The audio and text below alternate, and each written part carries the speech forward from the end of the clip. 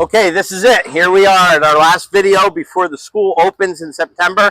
It's July 12th, Friday, July 12th, 2024. I'm here with Dr. John Bell and Kelly Decker, former mayor of the city of Port Jervis, also social studies teacher here at the Port Jervis School District. And Andrew's behind the camera, Andrew Murata. The greatest thing about what I'm seeing is so much stuff has happened so quickly in our last video. Like where we're standing here, this is all set and ready to go. There's going to be pavers in here for the entrance. Yep. The sidewalks have been put in. They're putting in the flagpoles over there. You can hear the machinery in the background, all set and ready to go. So and I hear there's an unofficial name to the school already, and they call it the school. T-H-E, Tom Hoppe Elementary. Oh, that's so funny. The school. That's great. So, that's great. So I'm excited to see Mr. Hoppe's well enough to be able to come in August. Yes, hopefully he'll be ready. He'll be able to come, which would just be wonderful. For those of you who don't know, Mr. Hoppe was the principal here for 25 years, from the mid-'60s to the late 1980s, which is just hard to imagine. 6 presidential administrations. He was the principal at the same time, from Johnson all the way to George Bush Sr. So to have this building dedicated for him in his honor is pretty amazing. And such a great guy, great family. Yeah. So. You can't think of anybody who's more attached to this building than him. Absolutely, you know? Absolutely. So okay. Here's the main doors we've come through. You would go into the cafeteria, vestibule area there, as well as the gymnasium. But we're actually going to enter in the office. If you're a visitor, you'll come to the visitor window, and then you might be buzzed into the office. Really coming together now. We got shelves, we've got desks.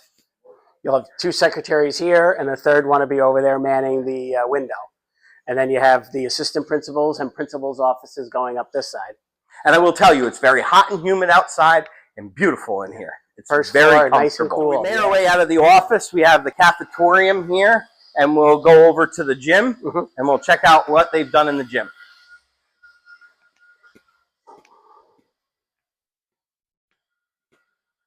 Looks good.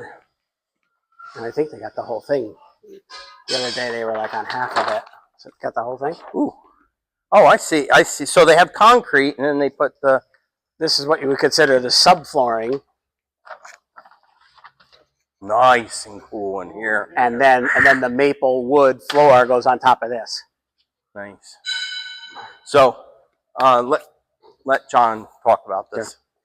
So we're inside the gymnasium, and what you'll see here is actually considered the subflooring.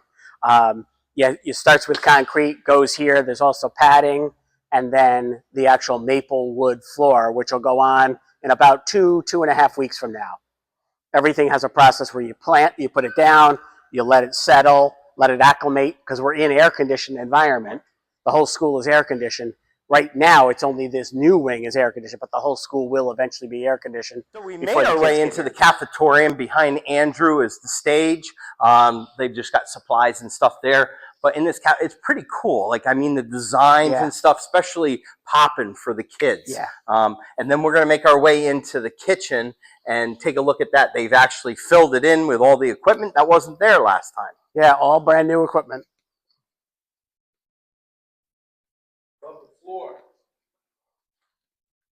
Good job, boss. You ready? Yeah. All right, so kids will come in here, get what they need. They're going to come along this way. There's more counter space here, and then the register is here. Oh, that's... And then the same thing on the other side, so we can serve kids through 2 U-shaped lines. In the back, you'll see steamers, mixers, ovens, the walk-in cooler, the walk-in freezer, warming trays, everything that you can think of. Deep fry? Detail of a low counter for the kids, right? That's right. Perfect. Getting hungry just being in. Right?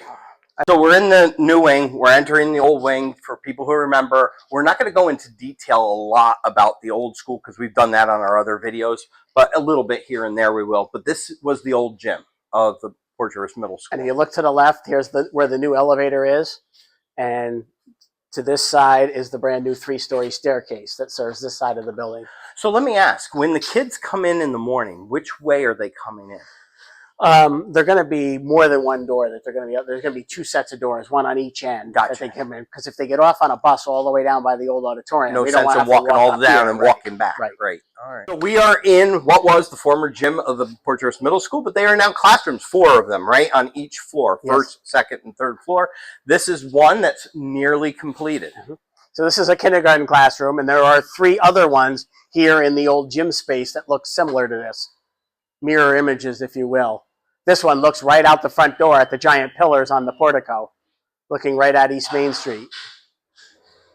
Now that door is for emergency purposes only, Yep. correct? Yep. It'll have, I believe it has tinting, and also will have an alarm on it if anybody were to open it. Gotcha. So almost like like your emergency window. Right. But it's an emergency. So while most of the downstairs is pretty done, Yeah. you're going to see the nurse's office is just getting sheetrock now, but it's taking shape. You can see it. This was the old wood shop area. That was the storage area back there. But Dr. Bell, why was this delayed a little bit? Yeah, basically the last 8 or so classes on the first floor heading towards the auditorium from here down just had their electrical inspection today, which means starting tomorrow they can now sheetrock any of the open walls on the first floor. So by early next week, any open wall will be closed. And that's a big last piece to the puzzle. And what's this back here, Dr. Bell? Back here on your left is an exam room, because this is the nurses, and then beyond the studs is going to be a large storage area for our buildings and grounds. Oh, nice. Very nice. And again, as Kelly said, Never Sink Lumber used to deliver lumber in the back. They'd Right. shoot it in the back door for the old wood shop. And if you are you still on? Yeah, we're still Yeah, if you could just look up, you could see where the old flooring is still there from the old middle school. And they tied right into it. And they tied right into it. Hallways have concrete, and the classrooms had wood, and that's why there's a sprinkler system throughout the entire building, because there's still wood present. We're here at the back entrance to the school, which will be the new entrance. This is about where the metal shop or computer shop was in the old middle school, but it's now going to be the entranceway for staff. Yep. Some people would look at this and say, hey, you know what? There's no ceilings in, the walls aren't even painted, the floor's not done, and you got a month and a half. But quite frankly, that stuff goes really quick. Yeah. Yeah, when you think about it, once they put the sheetrock here and here, down at the electrical inspections are over, they'll sheetrock this Monday, this whole thing will be painted Tuesday, probably the drop ceiling will go in on Wednesday, and they can tile this by the end of next week. Right. It's that quick when you get to the finishing stages. The finishing It's touches all about is really- manpower. And you'll see that when we get to what was the old auditorium, because if you remember, it was all totally open space And all dirt. And now we're going to see it differently. So, Dr. Bell, as we said before, obviously, when you see in studs like this, putting sheetrock up and painting and stuff is going to go quickly. But the last time that we were here, this was completely open. This was the auditorium to the old middle school / high school. This used to be a ramp that actually ramped down, and you used to come in the entrance. This was actually the greeter box right here, and you can see where there's an actual step down here, how much they had to build that up. The old staircase is still here. That's going to be encapsulated. Nobody will be using that old staircase, as well as the other staircase on the other side. Just saving. But here you are entering into the old auditorium, and now it is all studded out for classrooms. So what's going on here? What classrooms do we have? Back here you have 2 first grade rooms, and then this classroom is music, and this classroom over here is band. That's a big room there. Yeah, and let me tell you about this. This is really cool. This was the old elevator shaft. So I was going to ask about that. Yep. So the elevator shaft is still there. And there's going to be a closet on the back side and a bathroom right here, like a one-person staff bathroom. Okay. So we are in what's going to become the band room. But for those of you who remember the old auditorium, this is the back right corner of the auditorium. And they used to have a really beautiful marble floor foyer right up here by these doors. If you look at this huge steel girder, I can't imagine how much effort it took to put this in back in 1922. This is the girder that held the balcony up, and then later on in life, the balcony became the guidance office. we were going to box this in with sheetrock and decided this is such a cool piece of history that we're not going to box it in. We're going to paint it. Very. And the drop ceiling will meet it on both sides. But the girder will go through the band room and into the chorus / general music room over there to keep that piece of history, just because it's so neat. Incredible. Probably cinematically, you can't understand the size of that. Yeah. It's at least a 4.5 foot beam by probably 20 inches wide. It is just incredibly huge. And like you said, back in 1922, imagine those men, you know, pulling and tackling, trying to get it up. The manpower must have been incredible. So again, these 4 rooms down here, electrical inspection was today. They'll get sheetrock next week, and then we're off to the races. Sheetrock, paint, put the cabinets in, and then the easy part is drop ceiling and tile floors. Oh, great thing! You see, foam insulation, keeping things so that they're you know, it's going to be warm in here, and you know, a lot less energy being used. Yeah. Also, there was an old staircase here. You can see the marble floor still down here, and the old staircase that took you up to the balcony, and the old staircase over there, completely gone now. Now they're classrooms. So we saved these old floors. We'll put tile over them to make them match, but we didn't get rid of them. Right. They built them 100 years ago, and it's better than anything you could build. Absolutely, no crack. The first floor still, we're coming from the auditorium. There was a wall here, or a big glass window, right? But now we have a fire tower on this side. So it's actually on the opposite side of what the school originally had. So we're going to head up to the second floor. So we are on the second floor. There used to be those beautiful windows on the auditorium side. Unfortunately, this wall is partially going to have to come out because it's the entrance into the fire escape. But it's still there right now, and it's just something that's... I wish it could stay because it's a piece of history. I can't. We have one right here that they boxed in. Yep, you can see it. I think there was a total of 4 of them, right? Yep. Yeah. So they put a window in the front. And even the balcony window is blocked in now. And it's, you could, except for, you know, the top and the bottom, you almost can't be able to tell that they were there. Yeah. So this is the second floor of the auditorium. We would be like in the air here, but that's the balcony. Where the camera's heading is into the balcony area. So what classrooms are these? What these are here on the second floor of the auditorium is 4 second grade classrooms. 2 in the front, 2 in the back. And you can see these guys are going to town on the sheetrocking. Cabinets are in some places. Yeah, I mean, next we're going to be looking at ceiling grid, and then there'll be time to paint it and do the floors. I envy the teachers that are in here that are going to be comfortable, and it's really nice. Yeah. So we are in the second floor. We are still standing actually in the auditorium. There's a beam right here. That would be the beam to the top of, which would have been covered up just before the balcony. Right. And so there's bathrooms in here, you have the classrooms, but now we're entering back into what was the second floor hallway. So you had Mrs. Cooper's room. Oh, the old health room. There you can see the old staircase. Still there, the staircase is there. And they have some mechanical stuff. You know what, if you could just pan back here, it's amazing to see the sheetrock guys, the IT guys, the electric guys, the HVAC guys, all working together. You can see them, they're going in and out of rooms. One's on the ladder there. It's just moving right along. And again, the auditorium was the last piece of the puzzle, and you can see we're almost there with the last piece. This is the second floor hallway. You can see it's in pretty good shape. You'll see some cabinetry in the hall that's going down into the classrooms where the old auditorium was, and you'll see some pallets of floor tile. Other than that, I mean, this floor is really ready to roll, and you just have third grade classrooms and then second grade classrooms coming on down as we head towards the gym. Yeah, you can see that all the ceiling tiles, not here in the hallway, but in all the classrooms are in, all the cabinetry's in. This is the middle staircase. So again, when you were on the second floor, this was the big staircase that came up. Right. Now it's split, so you can go up into the third floor, or you can go all the way down to the first floor. And you'll see the ceiling has the grid all the way down, and they could put the ceiling tiles in. One day they could put all the ceiling tiles in. And they're getting ready to put that window in here. These were the access windows that they used to dump stuff out when they were gutting the building. And they brought the lockers through here. They brought pallets of all kinds of products like ceiling tile.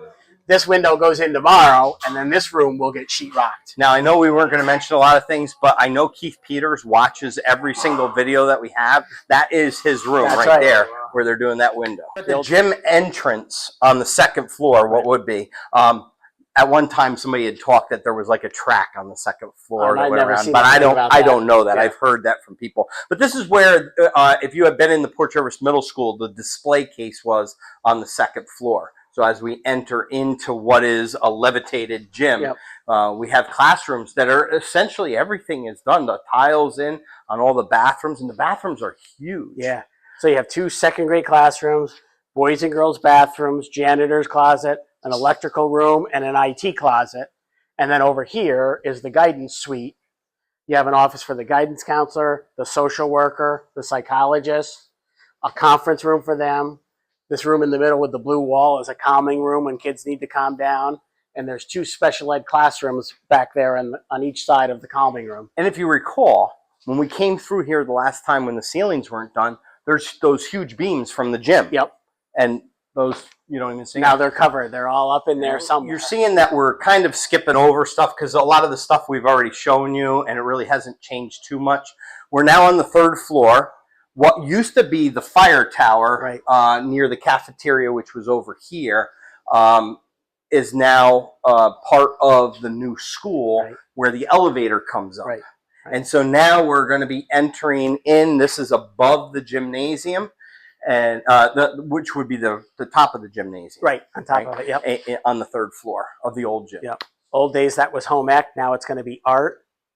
Over here, this used to be the cafeteria. Now we've turned it into a STEAM lab and the library. And they were, the last time we were here, they were just starting the sheetrock in these rooms. So if you look, not only is the sheetrock done, but even some of the sculpting mechanisms on the ceiling are there. Some of the doorways are in. All the shelving is in. And even some of it's painted. It's really neat, yeah. And then again, this will get carpet, and then there'll be lots of other portable bookcases, mobile bookcases. They just literally put in all the built-in cabinets, but any of the cabinetry that's in the middle will come with the furniture order. So, you know, it's interesting. So this was the cafeteria, and this is what they chose to put the cafeteria in. When the school was first built, there wasn't a cafeteria. Correct. They put it in the late 1950s to try to keep the kids in school rather than spending an hour of them going home and then having to come back to school. And I'm sure back then the high school, some of the 11th and 12th graders probably didn't return. But now it is used for the 21st century. Yeah. Hard to imagine. It's even hard to visualize it being the old cafeteria now, the way we've broken it into these component parts instead of one massive area. Yeah. Those who have served cafeteria duty here in middle school certainly remember absolutely. But we want to show this room because it's essentially done. So Dr. Bell is going to pull back the covering over the floor, and this is what the flooring is going to look like. So most of the room has light gray with dark gray accents, and then when you get over here on the back end by the cabinetry and the sink, they reverse it and do dark gray with light accents. And you'll see the ceiling tiles are in, the floor is done. They estimate it takes about 40 minutes to put the ceiling tiles in a whole classroom. While we're online, can you explain what's happening with this magnetic whiteboard? Sure. So what you have is you have a huge expanse of what we would call the teaching wall. And as Kelly said, it's a giant whiteboard. It's also magnetic, so you put posters up, any kind of things you want up. And then the smart board would go here, and the smart board is on a rack that is adjustable. It has a high level, so the board can be way up here. That might be convenient and comfortable for the teacher, but it can also be adjusted. The smart board can come down here so that if you had younger students, they could come up and actually touch the smart board, drag objects, like if they're doing a math program or a problem. So it's adjustable smart board, depending on the height of the teacher, the height of the kids, which is really great. 100 years later, from blackboards to adjustable magnetic smart boards. Imagine that. On the 3rd floor, this was part of where they would get rid of stuff off, but they're going to be putting the window in here. It's interesting to see some of the old boards and stuff. But I wanted to show you outside here. So this is the back of the school. You can see that they're getting ready to put lights in. There's sidewalks put there. But more importantly, if you notice that the coal chute is gone, as well as the platform that teachers used to walk into, which below it was the coal room, which is now filled in right in this area here, and the platform is where the furnaces were. That's no longer there. The stairs have been all filled in, so there essentially is no basement anymore. Correct. At the Port Jervis Mill, although there really wasn't a basement, it was just that small area. But now this is all going to be used for parking. That's right. And So there's we'll have a no lot more worry, room. and there's no worry about like a truck being too heavy and coming up and parking and possibly going through the coal chute. And back there where that black truck is, in that blue rack, there's going to be a concrete pad, and the garbage compactor will go there. And then over by that bright blue Jeep, there's going to be another concrete pad, and that's where the generator is going to sit.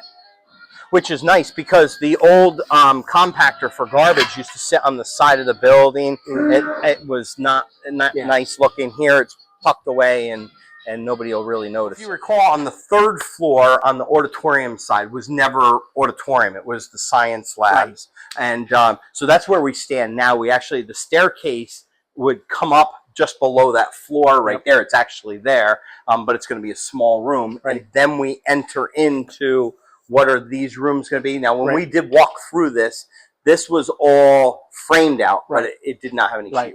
Yeah, last time we were here, it was framed.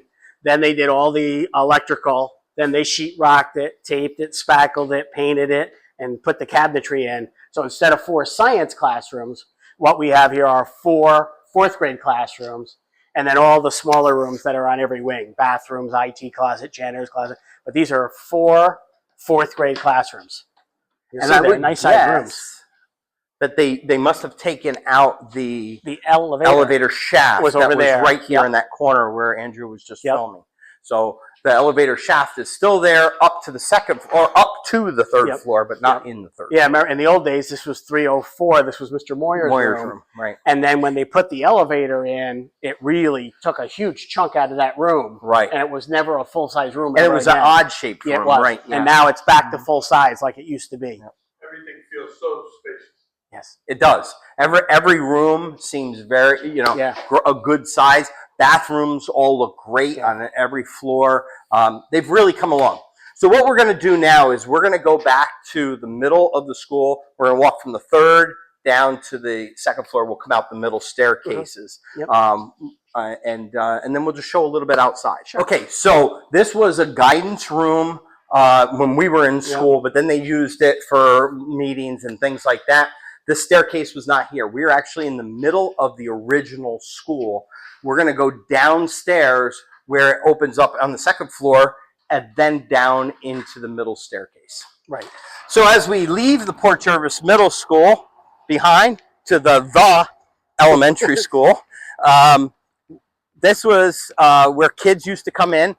Many people don't recall, but it still says boys and still says girls. So there's a lot of remnants of the Port Jervis High School, not so much of the Port Jervis Middle School, but with the name from Mr. Hoppy, people remember it. And it's just, I have a feeling in the next month and a half, as things get really into shape, we are going to have a spectacular grand opening. No doubt. The school. And what's weird is as you drive by, you don't see any progress right now because it's all either inside or in the back. Now they're finally coming around front. They finished the sidewalk area. They have a patch to. Oh, they actually finished that patch. Yeah, they did that yesterday. And so the next thing they'll be doing here is gravel and then a base coat of blacktop. And then at the very end, they'll put a second coat of blacktop all the way around and line and stripe everything. And I see over here they've made a pad, so that must be like a Port Jervis Elementary School. Yeah, an electric marquee sign will be right there. Yep. And I see the clean outs. I know for the longest time they used to have problems with the sewer, being it was 100 years old. Now they've got all new sewer lines, so the clean outs are all there. And we're going to take a walk around the school. We'll go out to Glenette Field and see what's going on there. Yeah. So here we are in the back of the new elementary school. We had already talked about this. You notice the platform's taken out. The old stairs to the band room in the back has been taken out. You can see where the old cold shaft used to be is gone. And Dr. Bell, they ripped up the old parking lot, and I see they have some sub base in Yep. here. What happened here? Yeah, what they did is because they weren't sure of what was under here, what the ground was, being right by the river, right off the edge, they went down about 3 feet, and then all new gravel, all new base coat, and then next month there'll be a top coat all the way around the building, and then they'll stripe it, so it looks great for opening day. And you can almost see, Andrew, if you look at the back of the building where there were windows, some windows that they took out, some windows that they made smaller, just so that it fit inside the rooms. And all these windows on the first and second floor are brand new, because Brand that new. used to be the back of the stage. And it's amazing because you can't even really tell. And we took Right. one window out on the third floor because that's where the new wall is between the old 303 and 304. Lighting inside was fantastic. And if you notice that everything from what we looked at the front of the building to the rear of the building, you have handicap accessible ramps. So everything is handicap accessible in the entire building. Yep. We're going to walk out now to Glenette Field. It's not in any type of shape like Chase Field is with Right. the turf on it yet, but we'll take a look and show people what's actually going on there. So what you're looking at is the new addition. They're working on the flagpole and the driveway. This is where people will park in the rear of the building and come through here. But then this area, what is this going to be here? Yeah, this used to be the old driveway that the police and the ambulance and everybody went to Glenette. But this will all be part of the playground area, so there is no longer a road here anymore. The emergency services that go to Glenette will go through the new parking lot on the statewide oil property and enter down there. This will all disappear, will become playground with a 6-foot chain link fence around it and a pedestrian walkway, not vehicle traffic. These 6 large oak trees will all stay? Yes, they're staying. Excellent. And you have a softball field over here? Yeah, over there, what it used to be center field of the baseball field will be home plate for softball playing this way. So you'll have the big playground and the field. So if they're here for Little League or whatever, parents can take the little kids to the playground while the bigger kids are on the field practicing. So what's interesting is now that it's cleared out, you can really see how big that statewide oil property really is. There's going to be a substantial amount of parking that can come in here for the football games. Yeah, it's so much bigger than the size property that Sullivan Avenue was, and you wouldn't know it from the street because it had such a narrow entryway. But there's going to be almost 100 parking spots here. So as we approach Glenette Field, you're going to see it has been torn up. It's been dug up. At the far end by the pines is a hole. Did they fill in that hole? No, that huge hole, they used that dirt to take to the baseball, softball fields at the high school, and then they're putting an extensive underground drainage system in that hole's place. So one company helped the other. And so if you take a chance and to go out and look at Chase Field has its turf laid down. Is it going to be similar, or are they different colors when you look at Glenette Field? It's the same product, the same quality product from Field Turf. There's just, we did some different design features. The fat border at Glenette goes around the football out of bounds. The fat border that's in black goes around the soccer out of bounds at Chase. Chase's turf is all one color. Glenette is alternating light and dark, just like Notre Dame Stadium is. The gentlemen, the people from Shenango Sports who are putting both our turf fields in, did all the turf fields at Notre Dame, including Notre Dame Stadium. Nice. All the fields at West Point as well, and that's who's doing our fields. Nice. So there used to be a little building out there. I see you built a new building. What's the purpose of that? That little storage building is gone. We built a larger pole barn type building so that we can keep equipment in there to take care of the turf field. And you'll see the ticket booth is gone. Those trees right here are gone. There'll be a whole brand new entryway you'll be able to access from the Gray Parker Funeral Home parking lot. There'll be a sidewalk bringing you right to the main entrance of Glenette. And then the sidewalk will continue all the way past the concession stand so that there'll be a visitor's entrance too. So all those Middletown people can go in on the other side, not come in on our side. Excellent. This whole area here is what they call the plaza. This is all being redeveloped. The south end zone area where the scoreboard used to be, there'll be a brand new huge digital scoreboard over there, but there's plantings, there's sitting walls, all redeveloped. There'll be trees all along the front entrance so that we'll enclose this once again like it used to be. just like all those Bradford pears that are down at the high school, there'll be a row of Bradford pears all the way across the front of the main entrance coming into Glenette. Also, the track is 19 feet wide all the way around. The track will shrink to 9 feet wide because we're stealing 10 feet on both sides to make the field wider. Nice. So obviously this will all be turf. This should be done before our first games of the season. What we're not sure is if the first home varsity football game will be here or at Chase. Okay. We do know there's only one home game in September. We do know all the October games will be here. We'll be here. We're not sure about the September game yet. So you'll see this move, and Chase Field moved pretty quick. I mean, when they started moving, they started doing stuff really quick. So as I said in our first video, at the beginning of this video, it is Friday, July 12th, 2024. We've done our last walkthrough, so I want to thank you for the several walkthroughs that we've done. The Port Jervis Elementary School, or the school, which will be dedicated to Mr. Hoppy, will be on Saturday, August 31st at 10 a.m. The public is invited. Again, it's Saturday, August 31st, 10 a.m. There will be a dedication in the school. Would they be able to walk through? The whole school will be wide open. We'll have all the classrooms labeled, so those who have little kids, they can actually show their kids where their actual classroom is, what's the fastest way to get there. But it doesn't just them, the entire community is welcome. I expect we could see upwards of 1,000 people coming that day. And so hopefully Mr. Hoppy will be able to make the trip from the south up to here, and we'll be able to see him, and those who used to have him as a principal or a teacher could stop in and say hello. I'm sure he would definitely really like that, and it's going to be a great day. It's going to be a great day. We're going to see this school open 102 years later. It started its reconstruction at 100 years, and now it's 102 with an addition that you guys have done a fantastic job on making it match and work, and it's just going to be a showcase for the city of Port Jervis and the Port Jervis City School Districts.